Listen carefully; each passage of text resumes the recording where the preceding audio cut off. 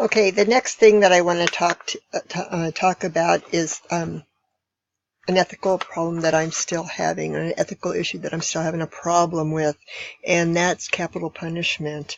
I've been looking at it. I try to look at it through a divine command theory.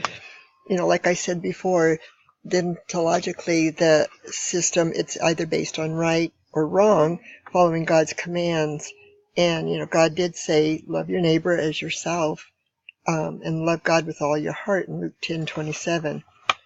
But we're also commanded not to murder. And that's at Exodus 20:13. Ray shows us there's many references of death penalty in the Old Testament, and there's some probable references and allusions to the death penalty in the New Testament also.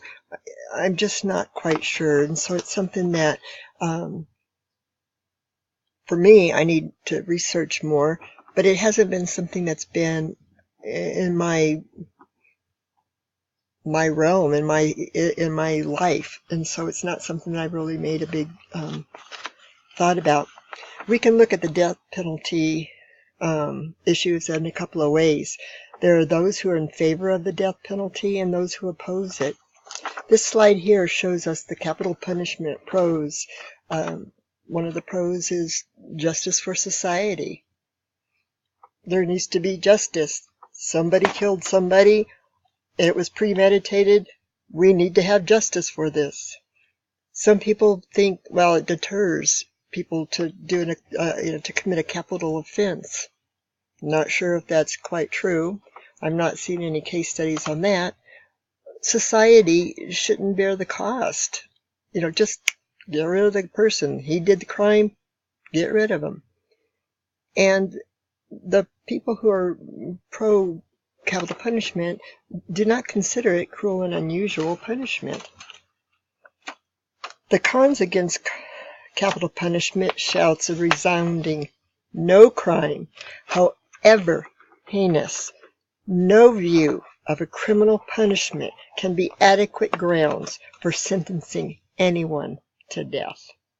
For Scott Ray. Capital punishment cons, we look at it in a different aspect. Okay, when you kill somebody, or when you do the death penalty of someone that's murdered someone, does it undermine dignity of life, even for the perpetrator? What about doesn't it end the possibility for them to reform or to be rehabilitated or to find Jesus, find salvation? You're dead, you don't have a second chance? Is it inconsistent with justice? I mean, isn't there mercy and justice? And these are all issues that I still toss and turn with. And what about mistakes that can be made? There's been cases shown that there's been people who, after so much a long time, even after the person's been put to death, they found, oh, sorry, they were innocent. Sometimes they can find these people innocent before they've been killed. But these are some issues that we need to look at, I'm sorry. The other thing is, if the person is found not guilty, you can't bring them back to life.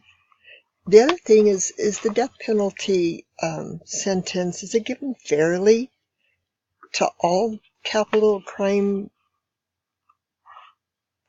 to all capital criminals? I mean, we live in a sinful world, a sinful fallen world.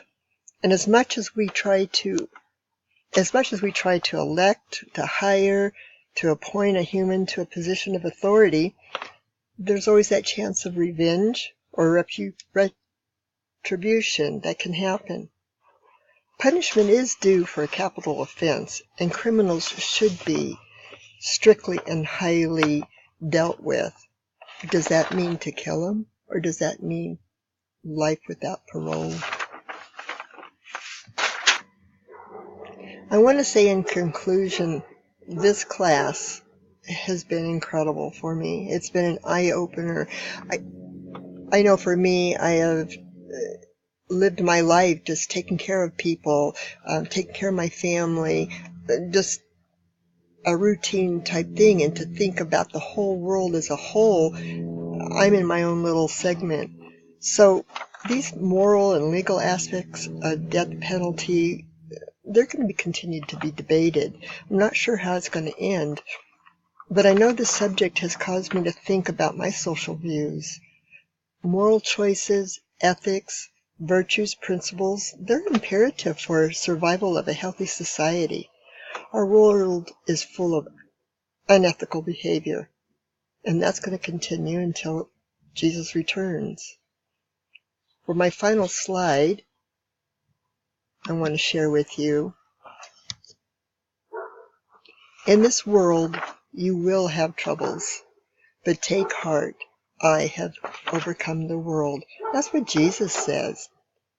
John 16:33 wrote it down. This is what Jesus said. We're going to have the troubles. This is an imperfect world.